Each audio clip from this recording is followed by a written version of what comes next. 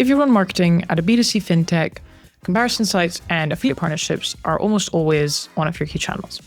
But the problem is that everyone's product looks the same on these category pages, and it's quite hard to get featured in the first place with the right offer, all these things. So I wanted to talk to someone who sits on the other side of that inbox, the person who actually decides which fintechs get featured, which ones get ignored, which ones ultimately do really well with affiliate marketing. Zach Ali is the general manager of Finder US, the comparison site that started in Australia in 2006 and now runs in 83 countries with around 9.7 million visitors a month. Before Finder, Zach co-founded and ran Rant Media, a media and tech company that grew to hundreds of thousands of monthly readers. He is an expert in all things SEO, content, affiliate, so we're really able to dig deep into those topics. In this episode, we talk about what actually gets a fintech featured on a site like Finder, the actual pitch, what are the pitches that get ignored, the ones that get you a spot on the page, why the offer matters so much and is actually maybe even more, what are the rates, for example, that actually convert, whether you should go straight to a platform like Finder or when does it make more sense to use a network like Impact, and why LLM Visibility has become something that affiliate partners will now pay for even when ROI is hard to prove. Let's hear from Zach. You're listening to the Fintech Marketing Lab podcast. I'm Araminta from Mint Studios, a content marketing agency specialized in the fintech space. And this podcast is where we experiment, explore, and break down how fintech marketing actually works in practice. Each episode, I talk with top fintech marketers about what they're testing, what they're learning, and how they're pushing the boundaries of brand, strategy, and team building. With that, let's get into today's episode. Okay, amazing. So I'd like to start off with kind of talking a bit about affiliate marketing, partnership marketing, because it's been a tumultuous few years, not just in affiliate marketing and content and anything that's digital marketing, SEO, Google. It's been a wild couple of years. And we actually used to work with an affiliate marketing company, and we were all going through this transition together. So I'd like to start off with kind of what's something that maybe you were sure about 2 years ago, or kind of when ChatGPT came out, AI overviews started changing, that now you've completely changed your mind on? So really, I was quite afraid. I mean, you can never be sure of anything in affiliate marketing, but I was pretty afraid that it was going to collapse as people started to rely more on AI for their decision-making, for the recommendations. But what I found out as the years went on is that actually there is a large market of people who want the exact opposite. They actually want real people and experts to help them navigate what's out there and what product's right for them. I think, so many people had Reddit to the end of their searches because they want that human experience. Like, I think AI is great at giving you tailored recommendations, really good summaries, but AI doesn't have to deal with the consequences of a misguided decision, right? It can just kind of say, my bad, it's just AI, and its integrity is not on the line if it gets something wrong the way a publisher is, or a person or an influencer is. So that was what I didn't know there was going to be such a strong appetite still for the human connection of it all when it comes to affiliate. Yeah. That's really interesting. So are you saying that, your AI overview answers the best reward credit cards answer, but are you saying that then people are going straight to the Finder website to actually get that information because they don't trust AI? Is that what you're seeing? Yeah. So some people that will be good enough for them, but then there's others who are like, well, let me actually go check the source that informed this answer and see how they arrived on that conclusion. So I'm not just accepting it blindly. Yeah. Yeah. I think also in the financial services space, that's extra. We're in the your money, your life kind of sector, but it's also like the stakes are higher. So, you're not just going to go around applying to lots of different credit cards. You're going to do your research and be really careful before picking one, right? So totally. It's a decision you have to live with for a long time. Yeah. Yeah, exactly. So what are some ways that you've seen the affiliate marketing kind of space evolve over the past couple of years? And what have you seen also, are the financial companies that are doing well, that they're kind of, that they're adapting correctly, they're maybe even thriving in this new kind of space or new kind of AI world? What would you say they're doing well? So it's really hard for me not to admire what Credit Karma is doing. I think they're quite immune to a lot of what's going on right now because they have such an owned audience. Whereas I think many of us in this space just thought the free traffic faucet was just going to go on forever and nothing would ever change. And, you can see how we're all kind of paying for it now in terms of like having to adapt, having to build more owned audiences. I think I'd seen a study, I think this study actually came from one of Credit Karma's decks, that like 50% of millennials have Credit Karma in the US, which is just like an absurd number because everyone has their app, and who hasn't heard of them and who doesn't use them to check their credit score. So I really admire what they've done with the owned audience, the foresight to want to actually have people in their own ecosystem instead of, relying so heavily on paid or organic traffic and SEO and whatnot. They actually just have, direct traffic. There's, I think in that same deck, it's like direct app traffic is their biggest traffic source. Yeah, that's interesting. I'm not super deep in the affiliate space, so I'm not super familiar. Like what have they done to build that owned audience? Like, what is it that they've done that maybe others in the space haven't done to do that? So their relationship with their user is less transactional. They've built a product that can get you to come back in and again and again, right? They show you your credit score. You can connect your accounts to see what, whole net worth is, track your spending habits. They built all the infrastructure around the affiliate to keep the user coming back in, so that when that user is finally ready to take out a credit card or car insurance or a mortgage, they're already in the app, and they're in an app with a brand that they trust. Yeah. So is that something that you're trying to develop? How are you now trying to build that owned media side of things? So at Finder, we're offering something called Finder Rewards, which we actually take a percentage of the commission we build, we're making from the partner, and we're actually giving that back to the user so that they're getting paid, which is a pretty novel concept. No one's really done that in strictly a financial sense. There's Rakuten and there's Groupon and all of that, and they do it on the whole landscape of all products. But Finder's really dialed in on the financial products, and we're offering pretty chunky rewards. Some of them are $300, $400. I think the lowest we've had was $50, but that was like one. Most of them are above $100. So it's a pretty, users are getting money out of it. That kind of feeds into our ethos of trying to help people win at money and building our membership so that we can market to them on email and sort of give them a reason to want to come back to Finder. Yeah. So are you saying then that companies that are doing well, or I guess comparison websites, that kind of thing, the ones that are surviving or thriving even in this space are the ones that are focusing on earned media and trying to own that relationship more with the user, right? Yeah, they want to build a real relationship. Yeah, exactly. So to the companies listening who are not comparison website, but are other financial companies, I think it's really interesting to dig into how do you succeed at affiliate marketing, and maybe specifically also Finder. Because when I talk to marketers in the space, it's very much, especially if you have a common product, it's so saturated. Comparison websites and affiliate marketing are always one of the key channels for a B2C fintech app. But how do you stand out? How do you actually get those comparison websites, affiliate partnerships to work well for you? So if we start with Finder, what have you seen are the fintechs that do really well on Finder? What gets them featured versus ignored? What gets them to succeed kind of in that space? Yeah, so I think it might even make more sense to just focus on what gets ignored, because the opposite of that is what gets you featured. So a lot of times we'll get inbound from startup or companies that are just now starting to reboot their affiliate program. And it's always sort of the same pitch of, hey, we think we'd be a great fit for your audience. And then they kind of jump into a description of their product and leave it there. And they think that's going to be enough for the client services person to, I guess, just like, oh, this is a great fit, and we're definitely going to feature you on our site, which just doesn't happen that way. Everyone's busy.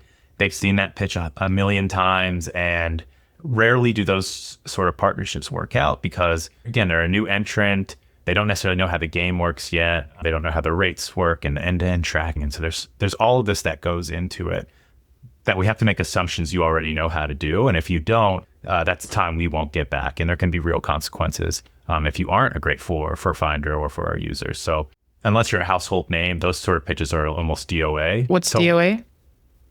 Or like dead on arrival. Like it's not going to go anywhere. Wow. we might take the meeting, we might not, but more often not. But the folks who really have stood out, they're the ones who sort of come in with the goal of trying to make us excited. They're telling us who they're already working with, what kind of success they're seeing. They're providing case studies of how this competitor that they're working with is winning from using them, and how competitive their rate. And they're really showing us the incentive to want to take a chance on you, because what you're essentially asking when we feature you on your program is, we're going to take some of the traffic we're sending to partners that are already working and making us money, and we're going to give some of that to you.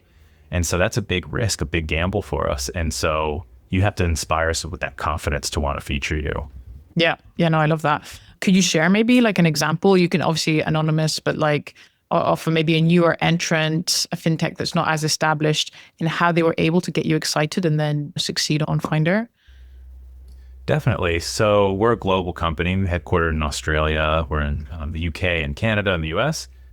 A lot of times entering a brand new market, we'll have someone who does really well in Australia or does well in the UK, and they're like, we're trying to build a presence in the US. So they're able to come in to the space and basically say, hey, here's all the ways we are already winning. We know the program. We know how this works. We know your regulation. We know your brand. Like they're coming very equipped to show up for us. Or if you don't already have that established history and you're like totally brand new, and we've seen specialized providers work really, really well here.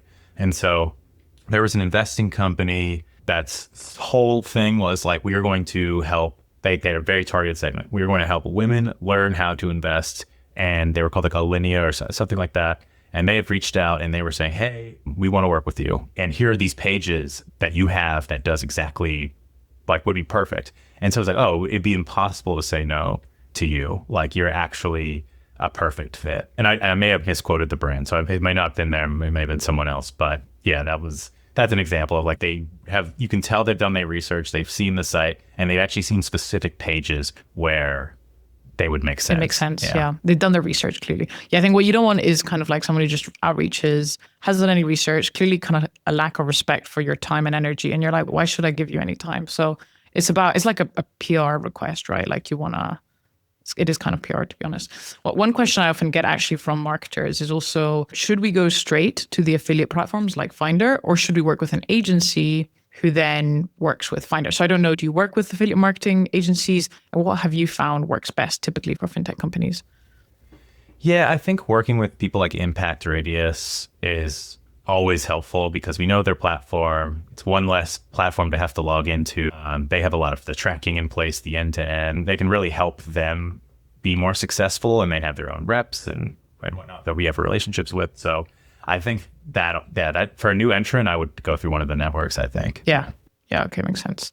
I also wanted to ask about like, what have you seen works well? Once the product is on the comparison page and it's up there, what differentiates the one that works well, gets a lot of clicks, or the one that's ignored? Or maybe the one that gets a lot of clicks, but like very few signups? What do you find makes most difference there? Is it the offer, the brand, the rates, the disclosures? So that'll depend like heavily on the niche, but I gotta say the offer is gonna be the strongest point. Like if you're searching for a high yield savings account, obviously the yield is what you're looking for, right? Whoever has the biggest number there wins. To your point about whether people get clicks and then they don't like convert is when we advertise that big yield, and then, we obviously put the subtext only up to this amount of money. People are just clicking buttons. They don't necessarily read the whole page all the time. And so they'll get to that provider and like, oh, I'm about to get 5%. And they're like, oh, but it's only for the first 5K. And then they're like, all right, well, this isn't great. Yeah, that makes sense. And then of course I have to touch on attribution before I'd like to talk about like your content process and all that. How have you found attribution has gotten more difficult in the past couple of years because of AI overviews and all that? Are you finding that more and more people are going straight to the offers because they find them via ChatGPT? Is that happening? And if so, like how do you then talk to your clients and customers and say, this is how many signups we're getting? This is the golden question. This is the thing we're all trying to figure out right now. Like, I mean, there is a lot of value that we're starting to see come from partner visibility and being able to assist partners show up in the answers and in the LLMs. And partners are interested in that and sometimes willing to sort of pay a flat fee just to work with us, even knowing that the ROI on the affiliate part might not be where they wanted it to be. But it's not incredibly easy to tie a monetary value to that. And how do you track it? It's really going to be impossible to track for the most part. So you can track prompts and you can track where you show up. And there are tools that allow you to do that. But how do we know it was the work we did that assisted that conversion? And I think this is why I think PR and brand work is really sort of the job of an SEO these days, because it's one of those things where like, we don't know how to track it, but we know we need it. And that's what the partners are thinking is like, we can't not show up for best, insert the product that they work in or insert the industry they work in. if Finder's going to help me show up there, then how can we work together? And no one wants to work for, there still needs to be the value exchange. If we're going to be creating content that supports the awareness of your brand, then we need to be compensated from that in some way, and we want to work with you, and we still want to have the regular, sort of affiliate marketing situation in place. But we are seeing a lot of AI visibility as an interest for affiliate marketers. So you're saying that people are almost, in a way, you're kind of like an agency in the sense that you're helping these companies appear on ChatGPT, Claude. It's kind of like you're helping them with their visibility, their GEO, AEO, right? Exactly. But it's kind of a gray area, though, because, we are still very editorially independent. You couldn't just tell us to write about, we can't tell you to be number one on our best list, but we can sort of create content around your core offerings and make sure that you're mentioned there, right? If you're actually delivering on that, that helps us, that helps our readers, and that helps you. And so we can feed into the win-win scenarios, but it's hard to justify saying, yeah, we're definitely going to put you at best for this when you're not clearly the best at that. Yeah. How do you track and report on that? Are you like kind of using a profound and saying, look, we've helped you grow in visibility? Like, how do you even show that? So there's a few tools we use internally, some of them self-built. Because of AI, you can kind of build your own prompt tracking tools using certain APIs that exist on the web instead of the thousands of dollars per month you have to pay for some of these tools. But Otterly is a good one. We've worked with them. They got a great platform. They're more affordable. And I guess a mix of internal and external tools. Okay. So if a fintech is listening, a marketer at a fintech is listening to this and they're like, affiliate marketing's clearly a really big part of what we do. How should they track kind of the success of that? Are you saying that it should also be LLM visibility in addition to your classic full funnel, the impact tracking, that kind of thing? Or what would you tell them? Yeah, I think there needs to be it's sort of a dual mandate there. Like we're going to work with you on this basis and that basis, because the straight ROI is still there, but again, everyone is sending less traffic than they used to. And even though our AI traffic and our AI revenue is going up and to the right, it's still not as big a piece of the pie as regular organic used to be before AIOs. So we have to figure out a way to quantify, like, what is it worth to you to show up for best brokerage app or best bank account? Yeah, it's so tough. What do you think is the future then? Is the future just like people don't track via channel so closely anymore, and it's just the overall signups versus like literally what we spent and what came out, and that's it? Like, what do you think is the future of marketing or digital marketing in general when it's so messy and complicated like this? I think that is it. I think the last click model is going the way of the dinosaur. Yeah. So it's just overall then. Yeah. Makes sense. Cool. Well, I'd love to talk a bit about kind of how you do content at Finder, because obviously you produce a lot of content, you're editorial independent, people read your content, you're trying to build a relationship with your users. You can't be just creating AI slop. There needs to be genuinely good content there. So in one of the other kind of podcast episodes you were on, you mentioned that you have like an interesting waterfall process at Finder where you try and repurpose and you create a lot of different types of content. So I'd love if you could break that down for us. Like, what is your content production strategy process at Finder? Sure. Yeah. So it's really like kind of how AI has made it from search engine optimization to sort of a search everywhere optimization scenario. You see in Google now and ChatGPT and all, they pull from every platform. They'll pull from websites, they'll pull from YouTube, they'll pull from Reddit. And so it's basically taking that one piece of really good content and then splicing it into all of the surfaces where your customer is. And so you see a lot of this happening with really good data journalism as well. Like, people will have a really good study. That study will turn into a bunch of reels. It'll turn into LinkedIn posts. It'll turn into the content on the site itself, YouTube videos, breaking it down, and social sharing. And so that's sort of the same approach we take. It's like, a recent one is Robinhood launched a banking app. And so we wrote a piece of content about that, and that content turned into a YouTube video, and that YouTube video has turned into some reels. And so you can see how we're doing one piece of research, one topic, but creating 5 surfaces from that. And you get a lot more out of it that way. Do you always start with like a piece of content, written content, and then do YouTube video? Like, what is typically the initial type that you start with? So we've actually done both. It does tend to be written content first. That's still the channel that pays most of the bills. But in the example of, I'll use Robinhood to get Robinhood strategy started as a YouTube video and then became written content after seeing the success. Yeah. Interesting. And when you're repurposing, what does that look like? How does that done? Are you using AI workflows to do that? Like, what does that look like in practice? We're definitely using a lot more AI in the written portion of our business, but we're doing it in a way that, because it can't be the slop, right? Like you said, it can't just be a copy and paste of what's in there, or else why not just use the AI overviews or the LLM answer? So in order to maintain our integrity, we have to put our guardrails in place. We have to put our systems in place. We have to make sure that if we are using AI, it's to enhance what we already do really well and what makes us unique and meets our standards of quality. It's trained on our copy editing guidelines. It's trained on our editorial guidelines. And it's dangerous because it can create content so quickly. So to the scaled sort of content abuse level of it is like, we're still creating content with intentionality. So, right, we're not trying to, the goal isn't create 500 pages to try and get as much traffic as possible. We're very still customer centric. If we're creating a page, we know why we're creating a page. We're passionate about that topic. And from start to finish, we know why we're doing everything we're doing. And so we don't ever just create content just to create it. And so I think a lot of folks you see penalized, they're like, oh, we've got this amazing system. Now let's 10x it, Yeah. What, do you still have human writers? Yes, we have our editorial team, still very much involved in everything that leaves the site. Yeah.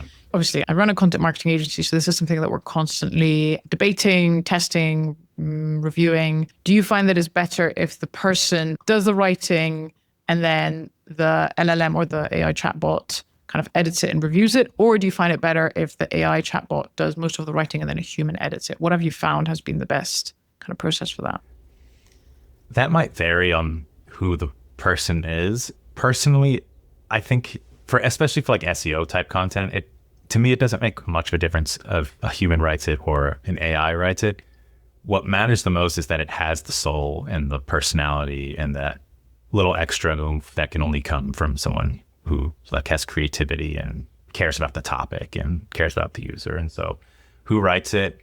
I think most people probably default to AI And another way is they'll have AI write it and then they'll hate the writing so much that they rewrite it.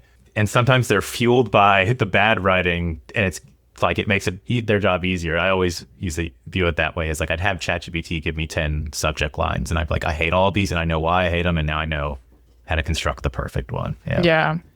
I see what you mean. I think what I found is that it all comes down to the input, right? So if the input is high quality, so will be the output. But you can ask the AI to write an article, but if you don't give it a really comprehensive outline with your own unique thoughts, then it will probably be pretty bad. So that's why I'm asking about your process, because I wonder, like, where's the input? Where are you putting it in? What does it look like? That kind of thing. So recently I built a publishing agent that can do the whole thing from end to end. And we use the Obsidian Second Brain. I'm not sure if you've heard of that yet. Yeah. Claude, before it even starts, it has routing to our style guides, everything that it makes a Finder article. And so we're trying to get it to a place where we can just say, hey, write a topic on this, and it nails it 100%. It has so much information that to train itself on and to help steer it, and that's making it a bit easier. And then it's connected to all of our systems, right? We have the Ahrefs MCP, so it can do the keyword research on our behalf and find the secondary keywords, and it has the WordPress MCP. So now it can actually just take that content and put it into WordPress, but it also has our formatting and development guide. So it can construct the HTML so that it's formatted correctly using the right shortcodes, and the merch placement is in the correct order. It has the editorial agent that needs to go over the work. And so you're almost replicating your entire org chart inside of the AI to do that process end to end. And the editors and the publishers, they're becoming the orchestrators of that AI, and they're overseeing the work and ensuring the quality. We've also built something similar. You could do it with Claude. You can also do it with like Aerops. I don't know if you're familiar with them. Yeah, they're another platform that can enable this. I think when it's maybe B2C and it's a little bit more straightforward topics, I think that works really well. What I found is, what if you want to do a really complicated topic and you need to interview an expert for it? That's where you need a human writer to step in a little bit with maybe the outline, for example. Maybe not the writing, but that's where it can get complicated. I found anyway. I don't know if you have. Yeah, definitely. 100%. I mean, there are topics where AI just can't nail it. It's trained on what it's trained on, and they can't interview people. It can create an ideal customer profile, but that's not a replacement for someone who's actually done the job. Yeah, exactly. Talking a bit about like LLM visibility, and obviously now one of the USPs of kind of publishing on Finder is growing a company's LLM visibility. Have you found in your experience that these types of pages, these kind of more editorially independent pages, tend to do better on LLMs? Like your top credit card rewards page, is that doing quite well and better than like a fintech company's own marketing pages? What have you seen there kind of is the influence? For best lists and list roundups, that's certain. I think the reason that is because there's forced uniqueness in there. So everything in the why and wow category, or at least in finance, you have to have a methodology if you're going to add ratings to a page. And so not every website is landing on the same ratings, right? I mean, some providers, if they're the only ones in the market with zero fees, then yes, they'll get the best for zero fees across the board. But a lot of thought and intentional process goes into how we determine who goes in what order and where. And yeah, so I think that uniqueness and that extra effort and things on the page, like the methodology section and our rating and links to the rating page when Google crawls us, that's all sort of helping us rank. Yeah, that makes sense. Is there anything else that you've seen works well for brands trying to grow their LLM visibility? Like you mentioned brand, PR, but like, what is that specifically? What really works there? So there is and I don't know if people are even calling this anymore. Maybe it's just SEO or AEO now, but like entity SEO. So your website is an entity, and then your YouTube, and then there's your Instagram, and then there's your Google My Business, and they're in there. He said all of the surface, your Substack, your Beehive, whatever it is, your podcast, all of these need to be linking to each other and cross-linking to each other. And so you're giving Google and the LLMs, quite frankly, the best way to, since it's all interlinked, to make it easier to crawl you and to understand who you are and to, I guess, get a better picture of you. And so when it does that, when it knows all of your surfaces, it's easier for you to show up in the results. And a lot of people, they have these surfaces, but they're not all interlinking the way they need to be. By interlinking, do you mean like just an actual link, or is this kind of like, how would they cross promote, or how do they link together? So definitely actually linking with URLs, but also like embedding the content in the places where it makes sense. Yeah. Yeah. Okay, cool. You also said in another podcast that you've killed the SEO team and turned them into growth marketers. So of course, I'm curious about what does that mean? Like, what is the change that you made, and has it worked? What does it look like now, the team? Yeah. So during that sort of panicked phase where I'm like, oh my God, and you could see it, right? The helpful content update happened. AIOs were coming. We were pretty afraid that organic was going to go to zero, and that was such a large channel. And especially at a time where a lot of restructurings are happening throughout the business, it's like, I love our marketing team. And so I was like, we got to make everyone here bulletproof. And that means knowing how to do everything. And they were really proficient in SEO already. Like they got to the point where you just need to follow the dialogue from here. You're not figuring out what schema is or what header hierarchy is. Like they've gotten past all the basics. And so it's like, okay, this is the perfect time while there is this sort of transitional period and we do still as much organic traffic coming in as we do today.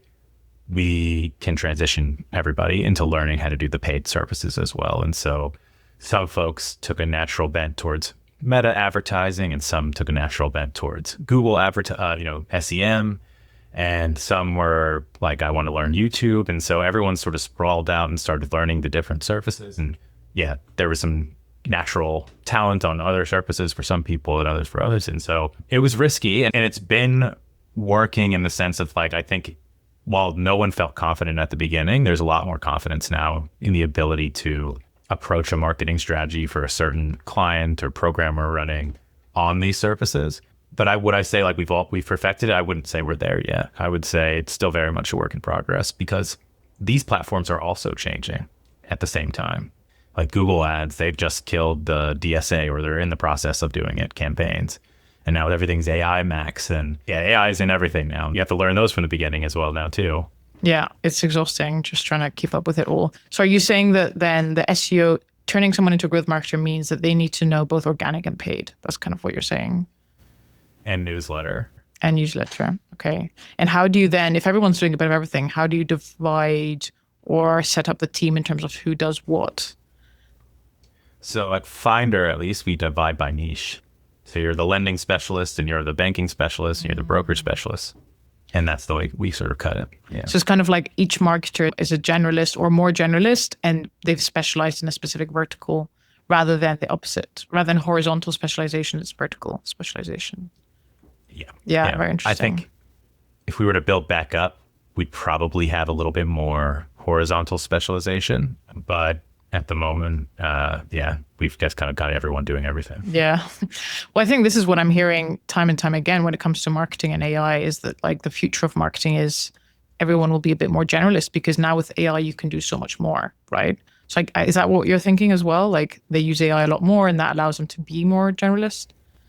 Yeah. So it's like with the time you get back by integrating AI and automation into your workflows, you can use that to do higher impact work. One really cool thing that we're doing actually right now is we have our Google Ads agent, right? And so this Google Ads agent is reporting into Slack every day what it wants to do, because it doesn't have write access yet. We're not there. So it's making the decisions. We'll action those decisions. We'll correct it when we think it's off.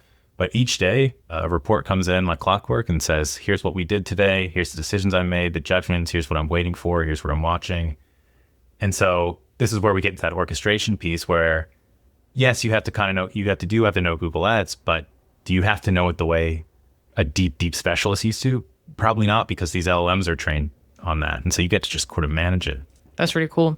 Are there any other like workflows or interesting Claude skills or MCPs that you're using that you have found have had a big impact? Because I find that, like everyone else, I'm testing and playing around with them a lot, but a lot of them just seem to add to the workload or actually not that helpful. So what are some that you're like, this really has saved me a lot of time or energy? I think the Google Workspace MCP, the Ahrefs MCP, the fact that it can just do so much more at once has been huge. Connecting it into BigQuery is another big one for us. So it can do a lot of data analysis really quickly. And it's gotten a lot better at getting all that analysis correct. Having the evals in place is very important. We built a gateway at Finder where, when people sign in, they can already have access to like all of the tools that they need to have access to. And we have MCPs for our own internal tools as well, which are quite easy to build, which has been a big unlock. So it sounds like data analysis has been the biggest use case then for you for AI workflows. I'd say data analysis and then execution as well. Just being able to, like, instead of you manually updating 20 pages, like title tags or formatting or whatever, you can just say, hey, you do it, and I can get all 20 of them done. Yeah, that's definitely one of my favorite use cases has been using AirOps, for example, to automatically detect what articles have lost rankings or citations, automatically propose a fix, automatically then update the article. You can review it if you want, and then export it back to your CMS. And just like that, we were maybe only doing 1 or 2 a month, and now we're doing 6. Could do a lot more, of course, a month, just from that little unlock. So I didn't even know that they had that feature. That's a huge one. And we're actually doing a bit of that at Finder as well. We have a page age project where it's like our sitemap is so big. And so we have thousands of pages on the site. And with a team that's gotten as lean as ours, we can't update all of them all the time. And so we built that sort of automation, our fact checking tool that goes through all of our content, finds the ones that are really out of date. And the US crew has actually brought our average page age for the whole sitemap down from, it was like average page age of over 2 years to just above a year. And we're going to continue to go. Yeah. That's great. Yeah. So same use case. Are you using Claude Skills for that? How are you setting that up? We built a workflow using N8N. So we have our own, myself and one other employee, when we started getting really big into Claude, we launched our own internal tool program called Finder Ops, which folks can log into. Everyone's sort of adding their tools and shipping to it. It has really good systems in place. So that ensures like, it's not flop, or at least it's all well designed and uniform. But that's so people are using it through Finder Ops, which is really great because it all lives our own data on our own servers, and it's connected to all of our different tools. And we're using N8N for the convenience of it. We probably don't need to at this point, but the fact that we can use a service account, connect to, and then everyone has the ability to use these same workflows without having to know how to prompt Claude and whatnot. Yeah, I think this is the biggest challenge with marketing teams, is that consistency across, like, is everyone got the same tools and getting the same information? Did you have an engineer build all of this? Did you build it yourself? Did you hire an agency? Because I think this is the question that a lot of marketers have. Like, how do you have a setup like this? So one of the colleagues, he's a product manager, and him and I just sort of got on the sticks and built the whole thing from scratch. I mean, we were both not engineers, but technical enough to know how we set it up. You could code like JavaScript, HTML, CSS. But once you kind of know the language a bit, you know what the guardrails are. But also, if you don't know anything, Claude will walk you through everything that's happening. And you're recording that in your City and Vaults or wherever it is so that you can understand it, have what's being built explained back to you, make sure that routinely ask for the security audits, like, hey, is this secure? Are we leaking our keys and anything we're doing? I think that's the biggest hurdle is folks don't realize how easy it is to build because there's that technical hurdle. There is that imposter syndrome of, well, I'm just pressing yes to everything. Like, yeah, I'm not sure if you use terminal, but it's a lot of pressing yes and not really understanding what you're pressing yes to. But starting is really has been the key. It's just like getting people comfortable with, hey, it's okay to ship and it's not going to be perfect on day one and someone will be here to help you figure it out. I think that's true. I think if a CMO is listening to this, they don't have the time or it's not really their remit to be building this. Yes, maybe someone on their team, but to be completely honest with you, I think Finder, you have to be quite technical because you're an SEO focused agency, but most marketers I meet are not technical, right? So in that case, I think that's the hurdle. I think you're right. So, but it's also they actually maybe like I've been playing with N8N and like it's still relatively, you do need to know what you're doing a little bit there. So I think, would you then say someone who has a team that is not maybe the most technical, do you think it would make more sense to have like an outside team or maybe just an engineer from the company help build it out, something like that? I do think it would help to have an engineer, but I think they should give it a go. I really think they would be surprised at what they can accomplish. Like N8N's a great one because you can just copy the workflow. Like literally you can copy all of the nodes and then paste it in Claude and say, I want this to do this. There's also an N8N MCP. So you can use natural language in your terminal or desktop app and say, I need a workflow that does this. And then you'll test it and you say, it doesn't work. And then it'll say, okay, well, I'll try this. And so everything that we've built, we did with natural language. Interesting. Yeah, that's great. That's great. Amazing. Well, my last question is to any marketing leader listening to this, they know that they want to grow visibility online, right? Whether that's SEO, GEO, AEO, they want to get their product out there. How should they think about this nowadays? Like say they're a mid-market, maybe not super well-established brand, maybe B2B, let's just say, like how should they think about, or B2B or B2C, how should they think about SEO, AEO, affiliate marketing? Like what do you think works or what do you think is the main thing to be aware of nowadays? So I have a philosophy around this, which is that I think you know more about SEO than before you know what SEO is, because you already know what you naturally click. You already know what to expect in these lists. And if you ask yourself a question, what would make it embarrassing for Google to not feature you? Like if I typed in best phones in Google and it didn't show the iPhone or the Galaxy or whatever, I would think Google was a bad product. So how do you become the iPhone or the Galaxy in your industry? And just think about the things that you would do. SEO for so long became about hacking the system and figuring out, it made a lot of marketers lose the plot. They thought like visibility was something to be gamed and not something to be earned. And so do the things that help you earn visibility, true visibility, be of use, be of value to your customers and the industry, release your own data journalism that contributes to the conversation, add products that people can't stop raving about. Don't think it's going to come down to these hacks and buying this and buying that and tracking prompts. That's not what this is about. I think you could not have a single SEO tool and still rank if you just did the right thing. Yeah. To me, it's sounding a lot like brand is, again, important. Well, we seem to be going through swings, right? But like, if you want to appear online for all these, as you say, for all these things, then if you don't have a brand that people trust or are excited about, it's going to be tough, right? Right. Yeah, exactly. Amazing. Well, thanks so much, Zach, for coming on. Really appreciate your time. And yeah, I think this was hopefully really helpful to anyone who's going down the affiliate marketing route. It's a very crazy time to be in digital marketing. So hopefully this was, I think this was really helpful to our listeners. So thanks again for coming on. Thank you so much for having me. Thanks for listening. You can find show notes and information about guests at www.mintcopywritingstudios.com/podcast. And finally, huge thanks to Orama.tv for producing this podcast. Thanks for listening and see you at the next episode.